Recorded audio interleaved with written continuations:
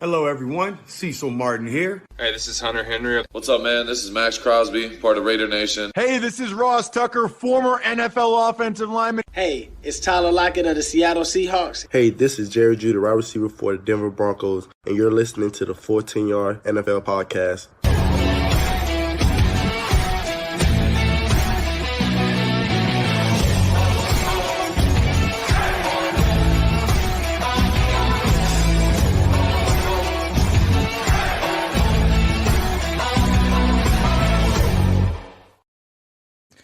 Hello and welcome back to the Full 10 Yards NFL podcast. I'm your host, Sam Moores.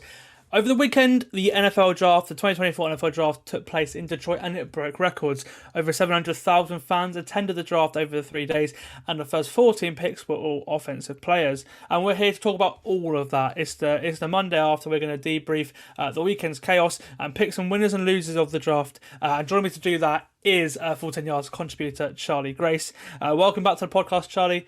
As a Broncos fan, you're one of the teams that shaped the draft, taking Bo Nix at number 12. How are you feeling a couple of days afterwards? I'm still as happy as I was before. I know, obviously, I wrote a piece about it that came out on the day after the draft, so what's that, Friday? Saying about where kind of the Broncos go now. And I think I said in there, even though it was a reach, going for Bo Nix at 12, I think, with the other 5 quarterbacks already off the board, the Raiders and the Saints behind you, I don't think you can, you've got to go quarterback there. You can't let him slip. You can't trade back. I think George Payton, the GM, said the same thing in his press conference after the draft, that, you can't take the chance, because then if you trade back for like a 5th round pick and he's not there at 22, then you're kind of kicking yourself. So I like that pick, and then didn't have a pick in the second round, so it was a bit of a slow day 2 to start with. And then Jonah Ellis, I think, he's a nice linebacker option because they need edge help. Got about 4 or 5 rotational guys on there now, which is handy. And then Troy Franklin paired him up at the start of day 3 as well with his old quarterback Bo Nix, which I liked. I like the good value because I think he was probably wide receiver 10 or 11 for me going into the draft. So I quite like the value there at the top of the 4th round. Yeah, absolutely. Franklin's a guy who's some very polarizing, especially after the combine. Some people had him, like PFF had him as one of their top 5 receivers. They think they had him on, and some mock people had him going in the 1st round, and he obviously ended up going in the 4th. So he's a very interesting player. But a lot of this draft class is just down to opinion. Actually, we saw that with some of the decisions that the general managers made. Other people have come out and said, "Oh, this makes no sense." If very after the sort of the top of the draft, after day 2 and onwards, it was a very, very polarizing day from everything that I've seen and read. Right, so how this is going to work is we're going to take it in turns, naming a team that we think smashed the draft, and then after that, after we've both named a team that we thought did well, we'll name a loser and a front office that we think we weren't that impressed with over the weekend. We have a couple for each, and then I've got a few honourable mentions at the end as well. So Charlie, you're the guest. We'll start with you. Who is your first winner of the 2024 NFL draft? Well, first, obviously, a little honourable mention from me, probably into my first team, is just like the state of Michigan as a whole, right? So there was 13 Wolverines that were drafted. Rich Eisen, watching it back, the coverage back. Oh, but he was loving it. He was absolutely loving it. When Zane Strill and who's the other one? When Zane Blake Strill Corum went to the Rams, that was a good one.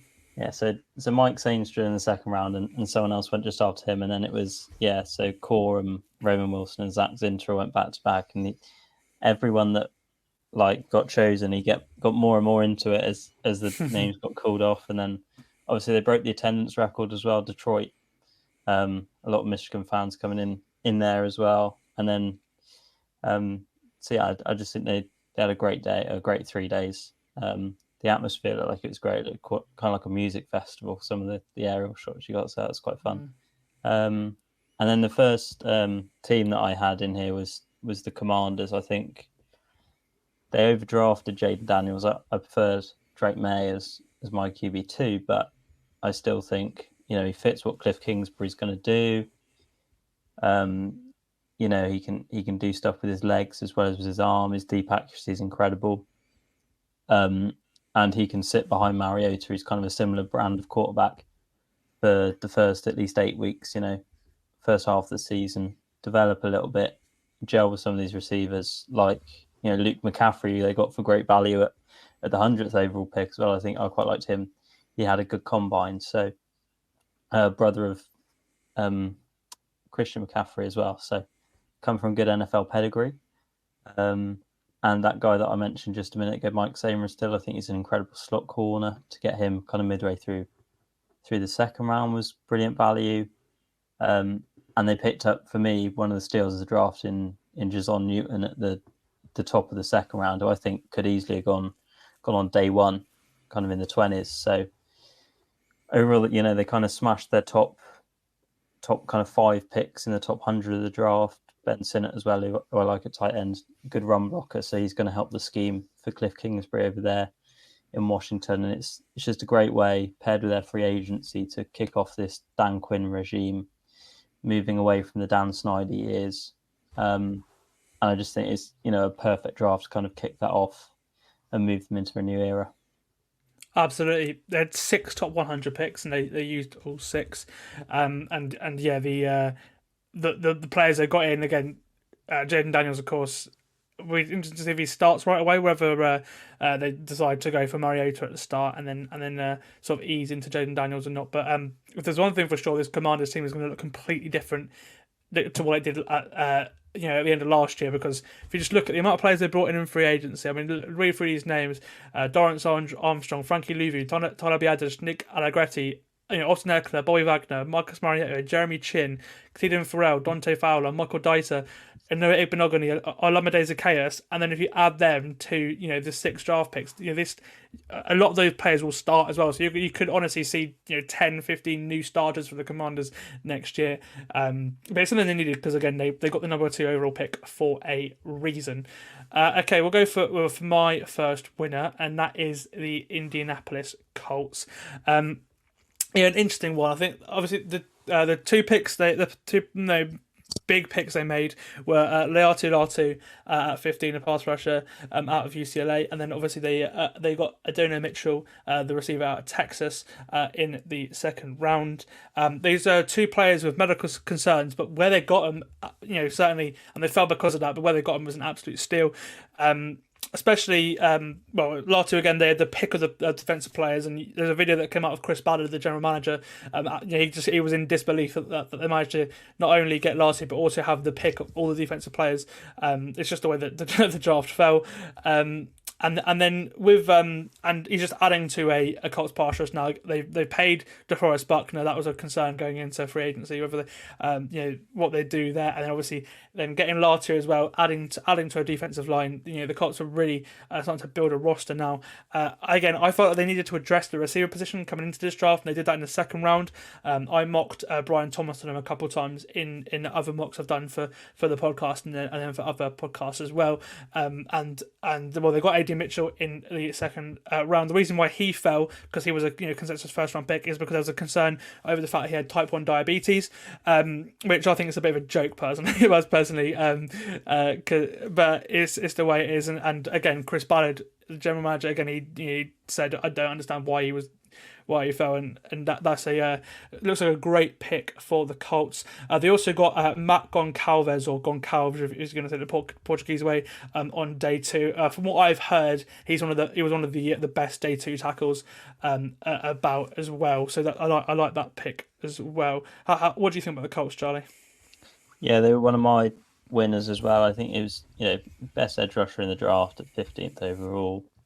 My wide receiver 5 outside of the top 50, is ridiculous. I think Rap Sheet on the coverage mentioned some concerns over how he interviewed with some teams. That might be why he fell, and there's people have talked about in the pre-draft process about his kind of effort levels on certain plays where he's perhaps not playing up to 100%, especially on blocking plays. But either way, to get a wide receiver of that talent outside the top 50 is incredible value. And then Matt Goncalves and Bortolini as well, the centre I quite like. Mm-hmm. There's an interior guy, so 2 future starters on their O-line potentially as well, which is a great draft. And they needed it because they're a team that slightly stuck in the mud. Like they very few needs, but also they're very few superstars, and that was the thing with the Colts. Now, so they're hoping obviously 3 top 100 picks. Hopefully, Latio and maybe even Mitchell as well. Hopefully, they can become superstars for this team because they've had a very quiet free agency. When your most notable addition in free agency is Joe Flacco as a backup, that sort of they sign their own, they re-sign their own guys. Obviously, DeForest Buckner, Michael Pittman, both. Buckner they traded for a couple of years ago, but they gave him a second contract in Indianapolis, and then Michael Pittman as well re-signed to a big contract. They just need a little bit more superstardom. Obviously, Anthony Richardson. Hopefully, they're hoping that's the guy as well. But they're very solid. Hopefully, these guys are the ones that can sort of take them into the playoffs next season. Yeah, I think it's because what were they? They're 8 and 9 team last year. 9 and 8 had the chance to get into playoffs, but they lost on the final day. Yeah, that was it. So kind of one of those teams that's not quite a playoff team, but they're not bad enough to kind of pick high.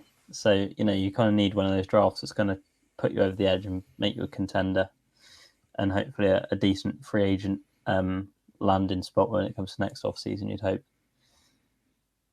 Especially with Anthony Richardson, if he can fulfill his potential, because he showed some incredible things for the first, 5 weeks that he was on the field, and then unfortunately got injured and had to have the shoulder surgery. But hopefully he can stay healthy, and then they've got some great young playmakers that can really make a really watchable team that could be really exciting in the playoffs next off season.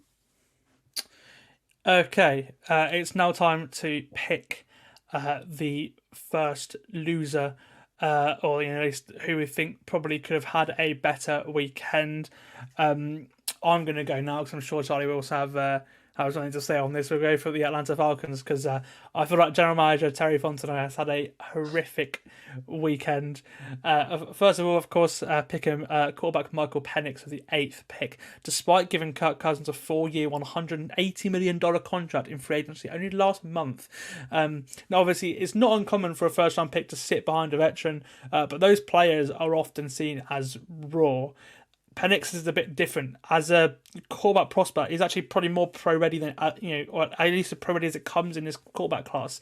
I can't really see him developing further. Again, age is a big factor in that. He's an older quarterback. But, obviously he fell because of his concerned medical history. His size as well has been an issue. He's a little bit too small for people's liking. I understand the Falcons' future proving the most important position on their roster at quarterback. I understand that.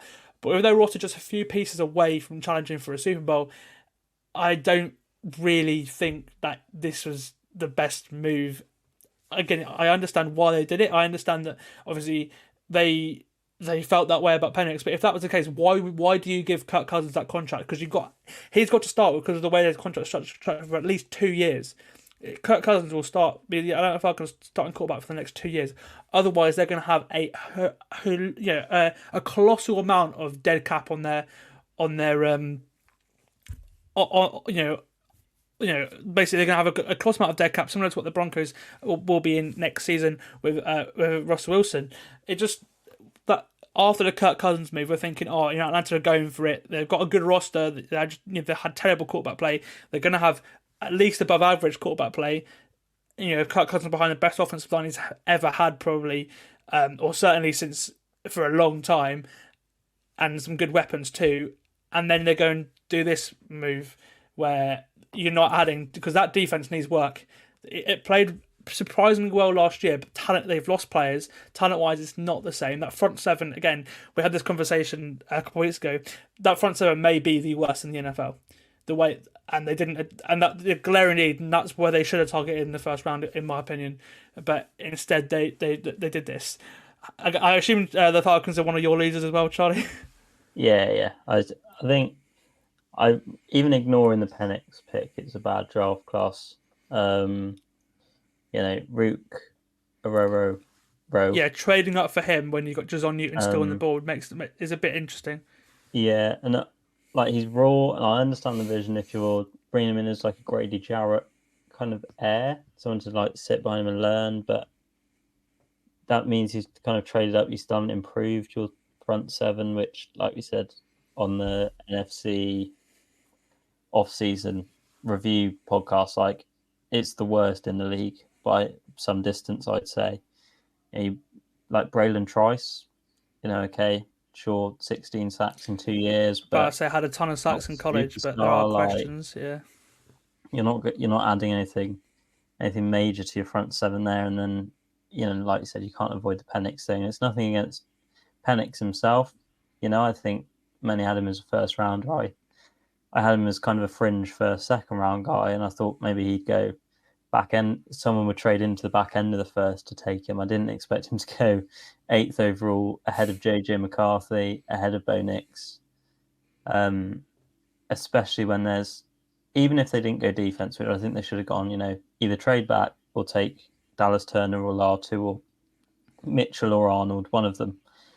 Even if you don't go that route, Rome Odunze's there. Take, probably don't need to tackle, but Brock Bowers would be there if you like him and Kyle Pitts on the same roster would be ridiculous. So there are options they could have gone. I just don't understand the Penix vision, like you say, with Kirk Cousins got to start for at least 2 years. Say he starts 2 years and then Penix comes in. Penix going to be 26, 27 by the time he gets his first proper NFL starting job, and you've then got a window of 3 years with his 5th-year option, and then he's 30 with his injury history, and it doesn't seem like they've future-proofed it, but they've kind of future-proofed it for 5 years, which isn't very long, especially at the quarterback position in the modern NFL. So also, you're going to have to pay the guys you've just drafted, the likes of Drake London, Bijan Robinson. By the time Penix plays, it'll be contract time for those guys as well. So that's the other thing. Yeah, it just seemed like really weird decision making, and then they cut to the draft room, and Fontenot was trying to defend himself, but Arthur Blank looked like he looked blank. He was having absolutely none of it. It just seemed like a really strange pick. When it happened, Rap Sheet came on just before the pick went on, and they mentioned Penix, and I was like, smoke screens. It's got to be smoke screens. They're trying to force someone to trade up. And then it happened, and I was like, it was what, 2:30 in the morning probably. I was just verbally like, what the expletive? Because it was just incredible. No one saw it coming. Twitter exploded. TikTok went mental. Instagram went mental. It was just, I don't think any Falcons fan really liked the pick. Every other team in the league loved the pick, and it also created a kind of catalog effect of, it forced the Broncos to have to select Bo Nix at 12, probably forced Minnesota's hand a little bit to give up something to move up a little bit for JJ McCarthy. It then pushed the Raiders and the Saints thinking back, and then you come to the Colts, who are our first winner, and they selected Latu as a first defensive player with the 15th pick. So it's just a crazy kind of domino effect that happened, and I just struggled to see the thinking with it really. The other thing as well with the Falcons is they didn't address the cornerback position opposite AJ Terrell. That is a big issue. Terrell is a free agent at the end of the season as well, and Fortnite came under a little bit of fire in a press conference for that as well. They didn't address the cornerback position at all, so that was a bit of a strange one. And again, as we mentioned, they're still lacking a pass rusher. They're not giving me much confidence on defense. But we'll see what Raheem Morris does. Obviously, in different scheme as well next year, so that's something to look out for as well. We'll see how they look. Charlie, if you were to name another team that you think didn't have the best of weekends, who would you pick? So my first one, well, obviously, other than Atlanta, was another kind of bit more of a playful one, but it's basically any offense. This is a bit of a spin on one of your winners, I know, but any offense that faces the Rams next year, because their pass rush now is absolutely ridiculous. So they've got 4 pass rushers now of Byron Young, Braden Fisk, Kobe Turner, and Jared Verse, which is incredible to kind of have to line up against an offensive line, because 4 incredibly young guys that all have different skill sets, can all play. Byron Young and Jared Verse are going to be edge rushers, but then you've got Fisk and Kobe Turner who can kind of play 3 technique on that defensive line. You've got I can't remember the guys they brought in, a nose tackle as well, but they've got run stoppers on the defensive line as well. I just think what they did on that offensive line with their first 2 picks in this draft was borderline ridiculous. And it's, you can't, any Rams game is going to be given an R-rated rating by the TV network, because what they're going to do to offenses this year is going to be grim. Absolutely, they're my sort of big winners for a reason. Just what a defensive line. Adding Jared Verse and Fisk to Kobe Turner, Byron Young, again, wow. And I had a feeling they want to replace Aaron Donald in some aspect because of the threat he has. Maybe even the productivity of 2 guys. So they've got 2 guys now on passing downs. That 4 on passing downs, especially, as you mentioned, are going to be terrorizing the NFC West. Again, further into the draft as well, Blake Corum just screams Sean McVay, the running back out of Michigan. It feels like a match made in heaven there. And I'm interested to see if they can get anything out of Cam Kinchens too, the safety, because he's a guy, again, he's one of those prospects, as I mentioned earlier, that is very polarizing. He didn't have the best combine, didn't test very well either, according to some people, but was very productive in his time in South Florida. So that isn't certainly an interesting one there. The only thing that sort of surprised me with the Rams is Peter Schrager was adamant that they were drafting an offensive player with their first round pick since 2016. So I thought it was quite funny. And again, yeah, I'm just for me, I'm just looking forward to seeing this Rams team. Obviously, they surprised us last year, going 10-7, making the wild card round, completing with the Lions as well in that game against Detroit.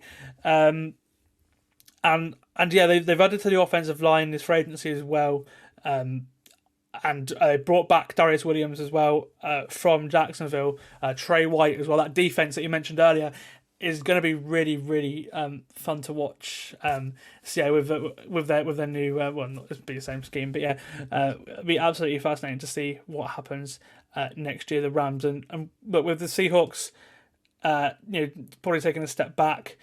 The Niners, again, they lost a lot of players. It'll be interesting to see how well they can compete in the NFC West next season. Okay, on to though I just did my winner. On to your next winner, Charlie.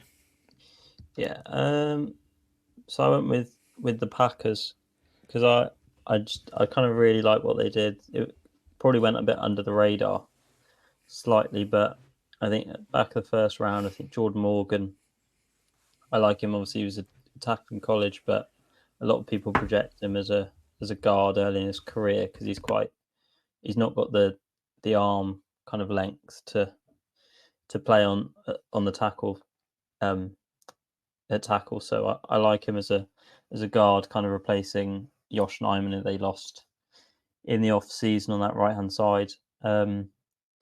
And I think in the second round they did some great things with Edgerrin Cooper. I think he's a great Mike linebacker, replacing who's the guy they lost to free agency? Devondre Aaron Campbell. Jones. Yeah, sorry. Devondre Sorry, Campbell. Devondre Campbell. What am I on about? My Macca. Javon I Bullard thought you as were talking well. about Marshawn Lloyd, and I was like, what the hell? No. What the hell was going on? Well, they lost Aaron Jones and replaced in Yeah. this draft with Marshawn Lloyd at USC. Yeah. So I was reading his name and hearing about Adrian Cooper. Yeah, Javon Bullard as well at safety. I think next to Xavier McKinney, those two are going to be great. You know, Bullard kind of coming into the box as a strong safety, hard and fast.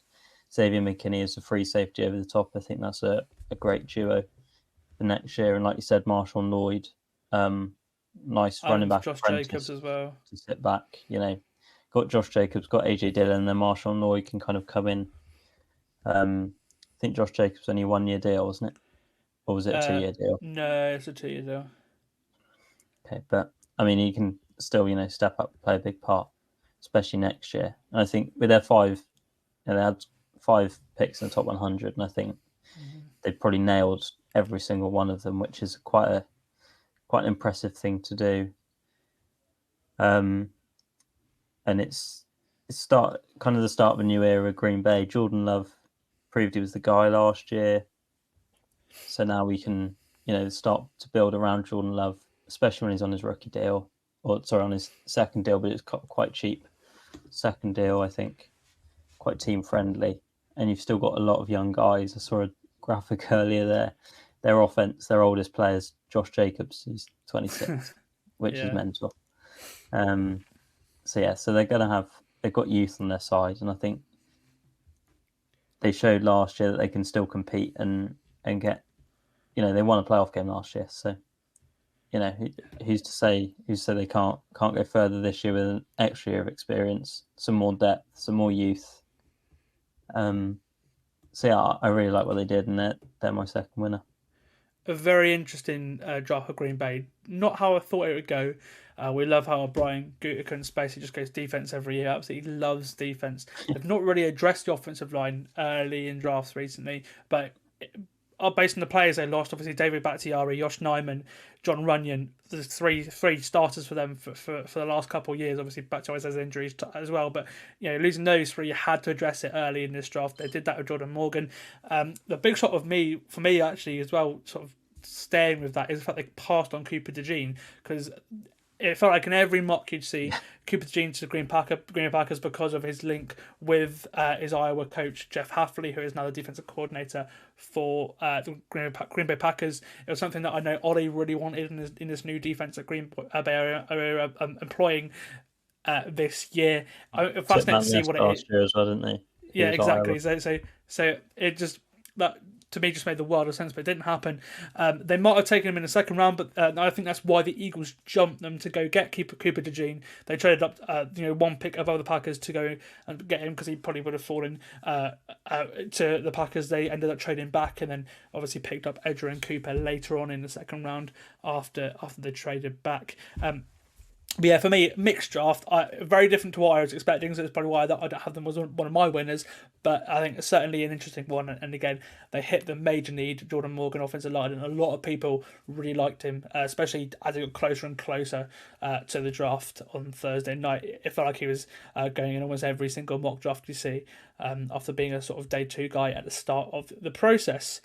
Okay, we'll go on to the losers now, and I'll start this one because I think we had a conversation pre podcast about this team, because it may change in a few years, but right now I do not like the Miami Dolphins draft, because right now they probably aren't any better in 2024 than they were in 2023, and this is probably their last year in their championship window. Chop Robinson at 21, it makes sense with the injuries to Jalen Phillips and Bradley Chubb. One's come off an ACL, one's come off an Achilles, so they may not be ready for the start of the season, especially Bradley Chubb. He's suffered his injury at the very end of the season. Phillips might be good to go for the week 1, but certainly won't be 100% healthy, you'd say. And Chop Robinson, so he's going to get a chance to start right away, but the problem is he's seen as a raw prospect. He will take time to develop. And again, once you have all 3 guys healthy, that's when you're really going to see the best out of Chop Robinson. But early on, the Dolphins' pass rush isn't going to be very effective, I don't think, straight away. And they probably need, they need players to make an impact right away, especially in the pass rush whilst those guys are recovering. In the second round, they drafted Patrick Poole. Again, I've heard mixed reviews on him after losing Robert Hunt and Connor Williams. Miami really needed interior help from this draft class, and maybe someone who can then push out to tackle. So you're thinking maybe a Fuwanga or Faltano, and obviously those guys were off the board by the time the Dolphins picked, but Graham Barton was still on the board, so they could have. I think that would have made that at 21. So that would have made sense, and there were interior guys available in the second round when they picked Patrick Poole as well. So I get why I've done it. Again, it's because they want to. He's a replacement for Teron Armstead, who's probably playing in his final season. There was talk about Armstead retiring this season, so he's playing one final year. Again, he's had a load of injuries as well, so Paul might get a start at some point down the road this year. He'll be competing with Kendall Lamb, who did an excellent job after when Armstead missed a few games last season, as he always does. But it's very much a pick for the future, and that doesn't really fit the ethos of what the Dolphins are now, because in 2025, this team is going to look completely different to the team that we saw we're going to see this year and the team that we saw in 2023, because you've got so many players that are either going to, their contracts are expiring, or they could move on from Bradley Chubb. They could, which is why again the reason why I picked up Trip Robinson. They could move on from Tyreek Hill as well. They can get out of that contract. They're in cap hell. They've got to pay Jalen Waddle. They've got to pay Jaden Phillips. They picked up the first year options of both those guys today. They've got to pay Javon Holland as well. These are three cornerstone, foundation of cornerstones in this sort of Chris Greer regime. And right now, I'm not even sure that Chris Greer is here next year if it doesn't go very well for the Dolphins. So again, it's just a really weird draft. And it didn't really make sense to me early on. Now, day 3, I really liked trading a 2025 third round pick to go into the fourth round to pick Jalen Wright, the running back out of Tennessee. That makes a lot of sense because the Dolphins, because they lost Robert Hunt and Christian Wilkins, they're gonna have quite a few comp picks in the third round next year. So it doesn't really matter going away third next year because you're going to have at least 2 of them going into next year's draft. So again, that makes sense. And you've got a player who again, very similar to the mould of Devon Achane and Raheem Mostert, just rapid running back. And those guys are quite injury prone as well. So when those guys are hurt, he'll play a role for this team. And again, once Mostert probably moves on at the end of the season, he'll be, or if not the year after, because he's signed a new deal this off season. That makes sense. But again, he's not going to have that much of a role straight away. Mo Kamara, the edge rusher, he's probably the pick I'm most excited about because everyone raves about him. Again, very, very productive in college, high sack total. So I think a lot of people had him, top 100, and they managed to get him in the 5th round. So that's a very, very good pick from them. A couple of receivers later on, we'll see what Malik and Taj Washington do. A very interesting draft, but we're having this conversation right away. I think the Dolphins, they needed players, someone like a Cooper DeJean, that could just come in and make a difference straight away, and they haven't really got that, have they? Yeah, I was going to choose them as a loser, but we had a little talk before, and I saw you had them, and obviously as a Dolphins fan, I knew you'd probably take the floor on that one. So I just looked at it and I was like, you haven't really added anyone like a difference maker that's going to make an impact now. Future. Like, even Chop Robinson, he's so raw. He's not going to be a day one guy. You're not gonna, like Mo Kamara. I think is a great pick. Loads of people have raved about him. I've seen some clips online. He looks like a fun pick. I just don't think you've added anything that's going to make a change now. And you needed something that was going to put you in that echelon of like the Chiefs and the, even arguably the Texans in the AFC now. You've got Tyreek, you've got Jalen Waddle on the offense, but you've not got any. You probably need that third receiver in there. I think you could have gone for Malik Washington. Might be that guy. Some people have said that's good value at the back end of the first at the draft. And then on defense, like you said, without Bradley Chubb for a while, without a fully healthy Jalen Phillips, Christian Wilkins gone now as well. So You know, Exactly. you're losing that pass rush through the middle of the D line. So I just think, you've come out of this draft.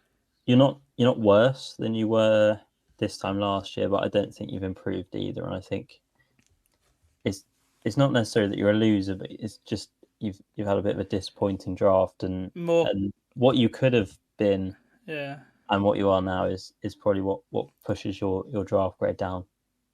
I think the thing with the Dolphins is that I come away with more questions than answers, and that's what it is, because I'm thinking, this team, everyone's the sort of the consensus has been this is the last year they're going to go push. Before, obviously, the last year where Tua Tagovailoa is on a non-massive contract. That again, they expect to make that decision probably before the season. I think it will probably come last couple of weeks of training camp. That's normally when the Dolphins like to do deals. It's normally towards the end of training camp. We saw that first, between the final preseason game and the start of the regular season. That's normally where you see a lot of contracts done. That's when the Dolphins offered Christian Wilkins a contract. He gambled. He said, "I'm worth more than this," and then went in obviously under a humongous contract from the Las Vegas Raiders. Now, we'll be interesting to see what happens with Tua, but I think that's when he's going to sign that contract just before the regular season. And then they got room to do the deal this year as well, which is the other thing. But again, next year, the Tua contract isn't going to affect the Dolphins' salary cap that much anyway, because the fifth option number for a quarterback is humongous as it is. It's still, again, it's the Waddle, it's the Phillips contracts that are going to add to this thing, and it's why this team is going to be depleted in the next couple of years. So yeah, it makes sense. Especially the amount of draft picks they're going to have next year. But for a team that are going this year, especially with how the Bills have got worse, this is their best chance at the division. You'd like to say the Dolphins, the Jets, is best chance at the division since 2008 when Tom Brady got hurt. But before that, since the Patriots, became the New England Patriots since the whole Brady Belichick era started. This is their chance, and it's an interesting scenario. But for me, it's going to be it's going to be interesting to see what Dolphins team turns up, because they've got quite a few needs. Again, they're going to probably look to address those needs. Like the name I keep seeing coming up is Calais Campbell to go inside. Again, he's going to sign a deal probably just before training camp, and that'll make a ton of sense.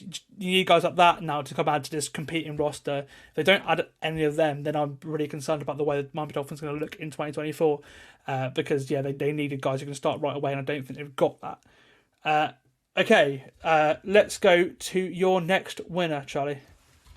So I had like a little one, just NFL UK, with obviously Travis Clayton getting drafted at the start of the seventh round. I think that was huge. And he was there because he interviewed with GMFB in the morning. I've caught a bit of that. He was with Kyle Brandt, and then he obviously got to run onto the stage, which is such a cool moment. His GB flag around his neck. And he's joining quite an exciting franchise as well at the moment. The Bills, who are in a bit of a mini reset as well, who I think, a bit of a shout out to them. I don't think they had a bad draft. I think Keon Coleman, I liked him. I think he was probably my wide receiver 6 or 7. He's probably the guy they would have taken had they not, before they traded down twice anyway. He would trade back twice, get a physical jump ball receiver that Josh Allen's going to absolutely love. He can just lob the ball up to him and he's going to go and win it 9 times out of 10. And who's the safety? Cole Bishop, who they added as well after losing Jordan Poyer and Micah Hyde in the offseason. I think it's crucial that they replaced that need. And then my final winner is just the Pittsburgh Steelers. I think they did some great things, especially beefing up the offensive line, which they did last year. They had a Broderick Jones, and then this year signed Isaac Somalo from the then Philadelphia Eagles. So he's in his second year of his contract. And then you get Troy Fausanu, who's one of my favourite players going into the draft. I think super athletic guy. This plays a guard in college. listed as a tackle, played everywhere across the offensive line. Could argue he's a three position player across that offensive line. He's so athletic. It's going to be incredible in that run game, in that run scheme that they're going to run there in front of Justin Fields or Russell Wilson, whoever's under centre. And Zach Fraser as well. He's a good centre prospect. Comes across as well in the second round. And then they get Roman Wilson, who's going to be a great gadget receiver. You lost Deontay Johnson, but you'd hope George Pickens can kind of come and be your receiver one, and then Roman Wilson will do a bit of that gadget stuff from wide receiver. With if you've got Justin Fields in the backfield, you've then got Najee Harris, who you'd hope can find some of his form from before last year, and then Roman Wilson as well, who's going to be incredible on jet sweep. That's going to be a bit of a difficult proposal for an opposing offense with Faltana in that offensive line as well now. And then Peyton Wilson, who ran a ridiculous 40 time at the combine. Some people have said he's a bit lacks discipline positionally, but makes up for it with his speed downhill. So if he can overcome his injury problems, I think they've got an incredible kind of first 4 picks for their draft pool there that can all be meaningful starters in the future for them. Yeah, the Steelers absolutely had an amazing draft. I feel like they addressed all their needs. Obviously, they addressed the biggest one, the offensive line. As you mentioned, 2 players who will come in, start right away to the offensive line. Be interesting to see where Faltano starts. And then they addressed 2 more needs as well. Obviously, receiver, linebacker, as you mentioned, in day 2 as well. The Bills as well. For me, again, I think they had a good draft. Picked up picks as well. 2 for 1 then. Yeah. No, and again with Travis Clayton, just like what a story for the International Pathway program. Obviously, first they had Lewis Rees-Zammit, Clayton getting drafted, being the second player to get drafted out of the program after Jordan Mailata. Again, both offensive tackles. Back in 2019, just excellent for them. Obviously. And you can't discredit the Irish kickers and punters as well that have come. There's them too. So fantastic from everyone at the Pathway program and with NFL Academy as well, because they've had a part to play with Clayton as well. So full credit to all of them. A great story. Obviously, when an NFL draft headline makes BBC Sports homepage. Something big's happened, and that's what happened yesterday after that news. Okay, my next winner are the New Orleans Saints. I really didn't expect them to have me to have them in this list about a week ago, because usually I absolutely hate what Mickey Loomis does in the draft. But he had to get it right this year, because he is on the him and Dennis Allen are on the hottest seat possible right now, and I think he may have, again, offensive line, huge issue. Derek Carr was getting beat up last year. They addressed that by getting Fuanga. It'd be interesting to see who plays at tackle and who plays guard out of him and Trevor Penning, because Trevor Penning at tackle hasn't worked so far. And obviously, again, it's a good pick as well because of what's happening with Ryan Ramczyk. He won't be with the team for too much longer as well, I can imagine. So they had to address the offensive line. And then they addressed obviously another need with a top player, probably one of the best players on the board at the time, in Corey McKinstry in the second round as well. Again, corner makes a lot of sense. The defense last year wasn't as good, but just adding another guy to that mix as well, and also Marshall Lattimore's not going to be there forever as well. So there is that as well. And then Spencer Rattler makes sense too. It really does. There's no real risk in drafting him where they did. If anything, it probably went a lot. There's talk of him sneaking into the first round in some mock drafts I saw on Thursday morning. So and as Adam Schefter today said, that once the Falcons and the Broncos drafted their quarterbacks, then they're going to fold, because he was the guy that those are the 2 teams that Rattler obviously met with the most and that liked Rattler the most. So for him to fall down to the fourth round, the talent's there. It's just everything else is Spencer Rattler. So again, there's no real risk at all, and it could be very, very high reward in future learning behind Derek Carr. So yeah, I think in that aspect, I think the Saints had a very good draft, and it'd be interesting to see, especially with the Falcons not addressing their defense, how they shape up in the NFC South next season. Yeah, I think. Yeah, I loved Fawar going into the draft. I think he was one of my favourite prospects just because of the run blocking aspect of it. If you watch him run block, there's there was a stat going around that I don't actually think he lost. The way PFF records like run blocking, he didn't lose a blocking assignment throughout his entire time at college, which is absolutely obscene.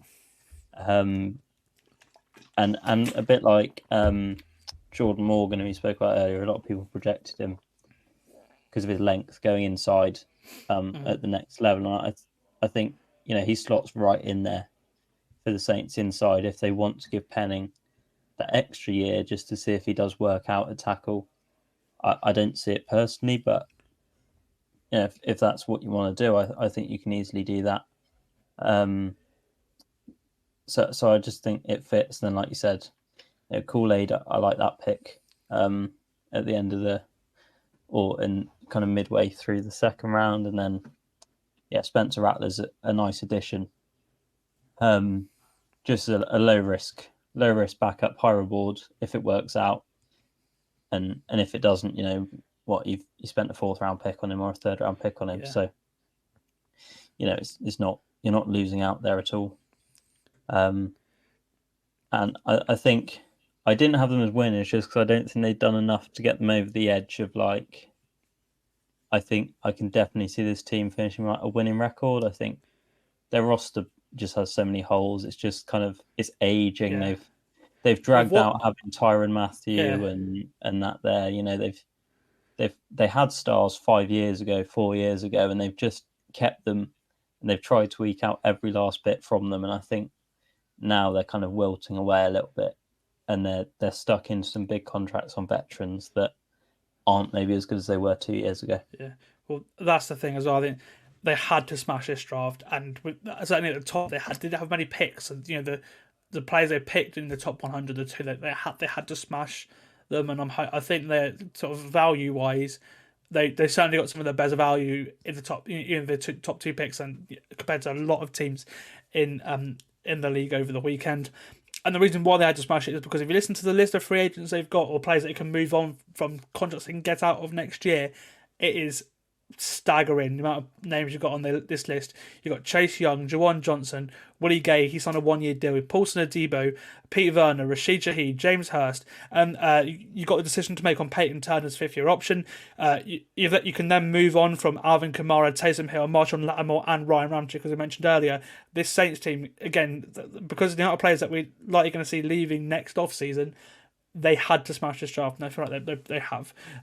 So it's probably a good time to be a Saints fan, because I can imagine some of you were quite nervous going into the draft, because it's quite a crucial year for the Saints this year. Right, it's Charlie, who? God, I was going to say it's so hard to tank in the NFC South though, just because everyone's still so you're always going to hover around 8 or 9 wins in the NFC South, it feels like. Well, unless you're the Panthers. Yeah, but then they did some bits this draft as well. So true. Maybe they've got up to that range as well, and we'll just see everyone finish 8 and 9. Who knows? I was going to say, do you have one final loser? Or are you? Yeah, I do. Yeah. It's half a loser. I was going through all the draft classes, and I actually quite like quite a few of them. I think. I wrote down everyone's draft class that I liked and the ones I didn't like, and it's pretty much half the league, and there's a few that I'm a bit iffy on, but this kind of half a loser, and I've gone with the Raiders, but I think I liked what they did. They got value, but they didn't really address any need possible at all. They had a starting centre who's okay. They have a starting tight end in Michael Mayer who is pretty good too. But drafting drafting Brock Bowers and then Jackson Powers-Johnson. They've still got a lot of value, but again, whether this team is, they still have some glaring needs on that defense, and not going defense the first two picks. I can see what you mean, certainly. Yeah, like Jackson Powers-Johnson. I liked. I think he's a great value at the top of the second round. He could easily have been a first rounder. And then like I said, Bowers as well. But Mayer was loads of people's number one tight end last year. Mm-hmm. Like he was being mocked at like 15 last year. So it seems like I understand that he's more of an inline tight end. He's going to do more of the blocking assignment, and then Bowers is your kind of Kyle Pitts-esque, going to do a lot more reception stuff. But still, it's not a need when you've got cornerback that needs addressing like urgently. You still need more pass rush. I think Max Crosby and Christian Wilkins, great pass rushers, but they are getting older. Linebacker probably. I guess with them, they're kind of hoping. I guess they're kind of hoping that Tyree Wilson has a second sort of a step in his second year. I guess hopefully he starts next year as a very good next year year with Wilkins and Crosby on that defensive line. Obviously, they used the 7th overall pick for him last year. If he doesn't stop the show, then I can see what you mean. They definitely need to adjust pass rush. And then you've got the linebackers are fine. You added Tommy Eichenberg, who was like fine. You've not really like addressed any need and improved. I think they're probably they've got an all-round better roster than the Broncos do, so they're probably not going to finish last in the AFC West again. But Jim Harbaugh's coming in. This is going to be a completely different Chargers team that we've seen before. They're going to be gritty. They're going to be tough. They're going to run the ball hard. They're going to let you know they're there, especially on defense. I think you're taking a risk going into the year with Aiden O'Connell and Gardner Minshew at quarterback. And it's not necessarily their fault because the Broncos kind of beat them to the punch, taking Bo Nix where they did. Because I think Raiders probably could have taken Bo Nix at 13. Sorry, if the Broncos had traded back. And then they obviously didn't like Rattler or Pratt, well enough to take him earlier than those guys went. But I just think they haven't really improved themselves. They've got great value at positions that they didn't really need. And, on ESPN, they've got, their O-line looks great and they're pushing Powers-Johnson out to guard, but I think you get your best play from him at centre. And I just think, maybe you could have gone with a better, tackle at that spot, or you could have got another one of the other weapons at wide receiver, or even one of the cornerbacks that fell a little bit down the board. Yeah, they've got a decision to make on Colton Miller as well, because there is a chance to get out of that contract as well. So we're interested to see what happens there. So yeah, I agree with you. I have mixed feelings about another team to be my last loser, Dallas Cowboys. Fair play to them. The offensive line had to be addressed, and it was addressed. And they did that early, picking up Tyler Guyton and Cooper Beebe as well. But they still have some glaring needs which they just didn't really focus on at all in this draft, which really baffled me again. Running back, it's that bad that they re-signed Ezekiel Elliott this morning. There's a lot of talk about them targeting running backs in the draft, but they just didn't happen. Ezekiel Elliott will certainly have a role to play on the Cowboys next season. The wide receiver 3 is currently Jalen Tolbert, and they're still a little light on the defensive line. They lost guys. And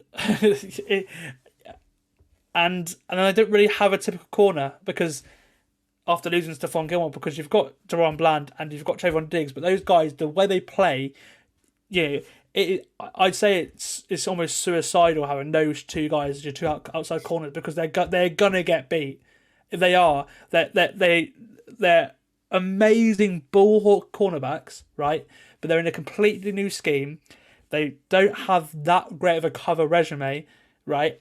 And they've lost Stephon Gilmore. So I feel like they probably could have targeted the cornerback position as well, and they didn't. Now, my guess is they probably re-signed Gilmore just before training camp because he probably doesn't want to have a mini camp or anything. Just like a lot of veterans do. That is my guess because he still hasn't been picked up by any team yet. But yeah, as I said, you need a top cover guy to sort of keep those guys in check. Otherwise, I just in a new scheme, in Mike Zimmer's scheme again, hasn't got the best out of cornerback play. In his, it wasn't that great with the Vikings. I thought I worry about that aspect.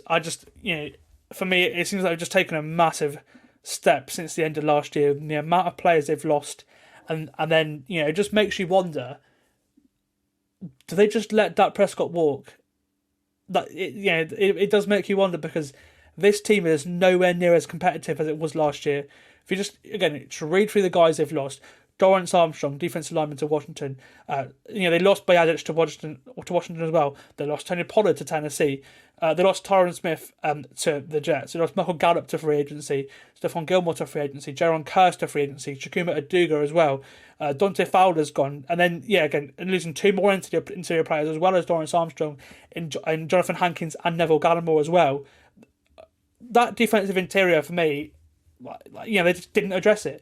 So it is a big worry there. And again, the only sort of real notable addition in free agency was Eric Kendricks, who again played in the scheme before, but he's not been great the last couple of places he's been either. So, or at least the last couple of years. So for me, the Dallas Cowboys, I just have way more questions than answers because the offensive line had to be done, but that defense is going to take a major step down from what it was last year. Yeah, I basically and ahed between the Raiders and the Cowboys for my last loser because the more I looked at it, the more I kind of liked it. Guyton I like as a tackle, especially long term, and Neeland was good value. Where they got him, like I said, BB as well. I quite like. Kalen Carson might be I saw a bit of chatter about him as we got close to the draft as a bit of a good value pick down the board, but yeah, you look at their free agents next year, they're losing Dak Prescott, DeMarcus Lawrence, Brandon Cooks, Zach Martin, Micah Parsons, and Tyler Smith. They've both got to pay. CeeDee Lamb as well. They've got to pay CD. Yeah. So they're losing all of their playmakers. I like a Diggy Zur and Mazzy Smith on the D line as run blockers, but as pass rushers, they're not really doing a lot for me. Maybe you put Marshall Neeland in as a defensive end and kick Micah Parsons out to a linebacker, but you're still not getting a whole lot of pass rush long term. And it's almost like, like you said, are they looking at next year as a hard reset year, just going to let Dak Prescott walk, pay Tyler Smith, CeeDee Lamb, Micah Parsons, and then look to free agency in the draft with whatever cap space they've got, maybe aim to trade up or something? Because the way they're going right now is just, they scream a kind of 7-10 record this year. Looking at like a 15th overall draft pick, they're in no man's land again next year in the draft. Is Dallas an attractive free agency destination anymore? Like, has the kind of like the Jerry World things worn off? Because there's about 4 Jerry Worlds now in the NFL. Half of them all look the same in the domes. Like the kind of Lone Star thing, they're not even the best team in their state. Like the Houston Texans are like 4-fold better than they are right now. They're not the best team in their division. Are they a top 5 team in the NFC? Like right now, I don't know. The amount of players they've lost, I don't really see where they're going short term. Like next year, sure. It's why they had to win the Super Bowl last year. Like, I thought they had a tremendous chance. And the Packers game happened. Like again, they were. You lost to the Packers with Jordan Love, who in like week 6 when they lost to the Broncos, everyone's like, they gambled on Jordan Love and they need a QB again. Like, and I get it, Jordan Love improved throughout the year. That's not necessarily their fault that they played Jordan Love, who proved to be the guy. But still, like, if you're the Dallas Cowboys that you want to brand yourself as, you can't lose that game at home in your last year of your Super Bowl window with all these guys that you had. So I just struggle to see where they're going, and it's just another kind of meh draft class that you added nice players, but you're not going anywhere. Like, you haven't shown me anything.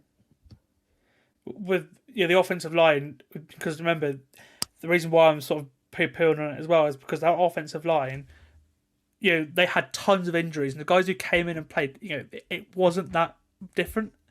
You know what I mean? Like I would say that the defense was a much more glaring need than the offensive line was. They had to address it at some point, and maybe I get it, but the defense has just taken like 2-3 steps backwards, and that's Angeli's the defensive coordinator this year. yeah, exactly. Anquin's gone.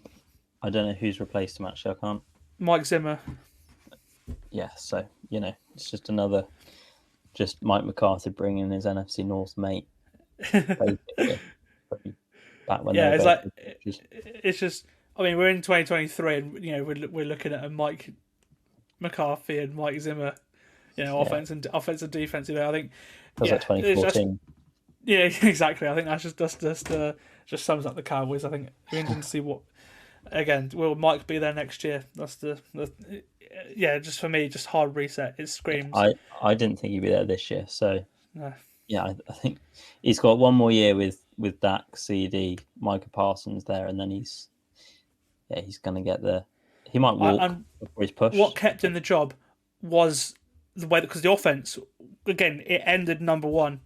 The offense was very, very good last year. Dak was amazing at points last year, but when it mattered, they were the same old Cowboys again. And I think what kept him the job was the step that Dak Prescott took from leading the league in interceptions to being, an MVP finalist. That I think that's what kept Mike McCarthy in the job. So it'd be interesting to see what it looks like with next year, because they're going to have to rely on that offense now because the defense is not going to be the same. Yeah. Okay, right. Let's finish off the podcast with a couple honourable mentions I've got. You mentioned the Steelers, so we'll skip over them. But obviously the Bears, having Caleb Williams and Roma Dunze in the draft class is an impressive feat. And then again, probably could have taken an offensive tackle at 9, but they got Amaga DJ out of Yale. Again, there's another tackle I've heard good things about, another day 2 tackle that I heard people mentioning potentially having a round 1 grade on him as well. So I think that's a really home run draft for the Bears. The Detroit Lions, I absolutely loved the trade up for Terry and Arnold.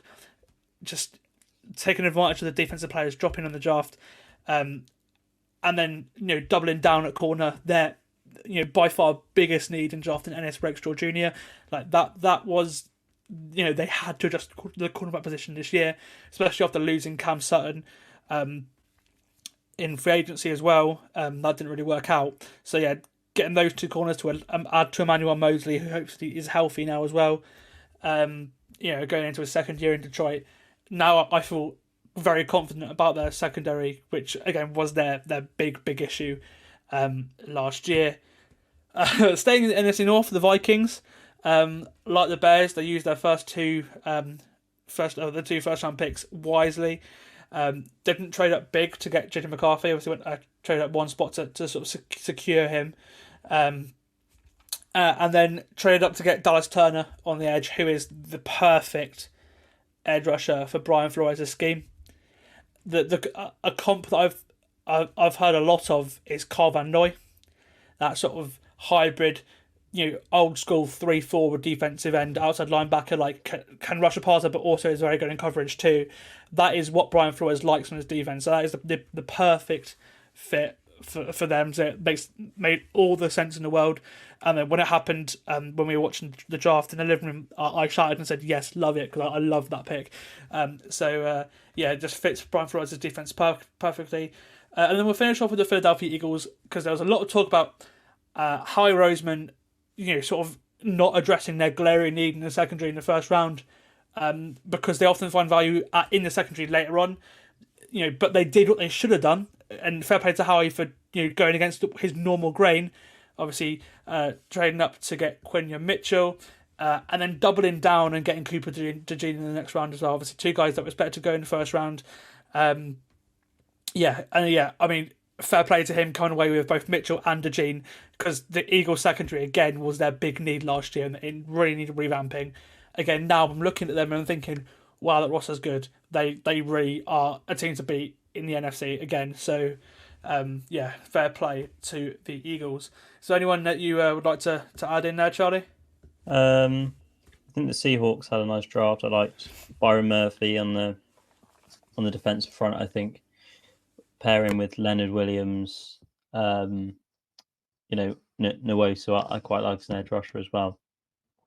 I think they had quite a good draft. Added Christian Haynes as well, the guard who I think can be a day one starter. Guard out of UConn, replacing Damian Lewis, Damian who went Lewis to Carolina. Yeah.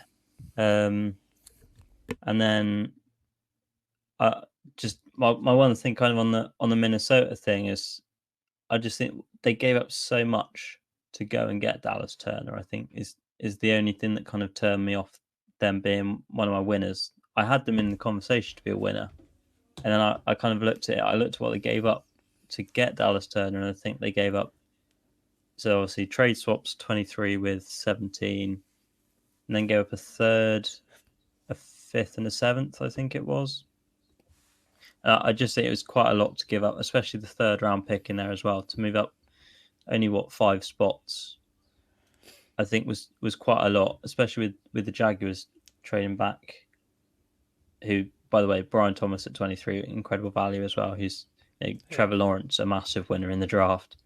I'm about to say, not having a receiver core of Christian Kirk, Gabe Davis, and Brian Thomas. That's incredible. That's certainly something. Yeah, absolutely incredible. But yeah, I just think they gave up quite a lot to get him, which was the only thing that maybe turned me off it a little bit. And they got baited, supposedly, according to Sean Payton, got baited into trading up with the Jets to get McCarthy, who they could have just stuck and picked at 11. But yeah, I think, like I said earlier, I liked more drafts than I didn't like this year, which isn't always the case. It was think with it being offense heavy at the top of the thing as well, I think suited a lot of teams' needs. Not very many defensive players gone off the board, but then woke up this morning, looked at the draft class for next year's quarterbacks, and it is unless someone has an incredible Heisman Trophy year this year, I don't think we're getting a lot of quality in the first round next year, especially at quarterback. So yeah, that probably explains a lot of the moves at quarterback in the top 12. Yeah, I found it very hard to find losers when I was going through my winners list. Again, the amount of 10, 15 teams, honestly, I think absolutely smashed their draft. So it was quite difficult to narrow it down to sort of the main couple. But that was that was it. That was that's the draft broken down. Thank you for joining me, Charlie. It's been great to have you on the podcast over the season, and obviously also in the off season as well, doing free agency and draft stuff. So thank you for coming on again. This is it for a while now on the Full 10 Yards NFL podcast. Obviously, the NFL now goes into its massive sort of lull period now. You've got a little bit mini camps, you've got OTAs and stuff, but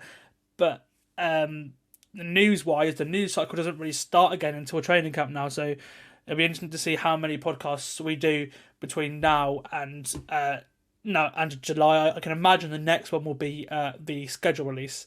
I think that'll be the next time we talk. So it's sort of mid-May time, and we'll get some London Games news around then as well. So we'll definitely talk about the London Games news. So I think that's when we'll see you next.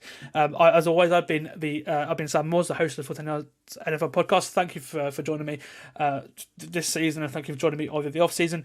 Charlie Grace, again, thank you for coming on, mate. It's been great to have you on this year, and we will see you next time. We will see you when we know who the 2024 NFL International Series teams are. See you next time.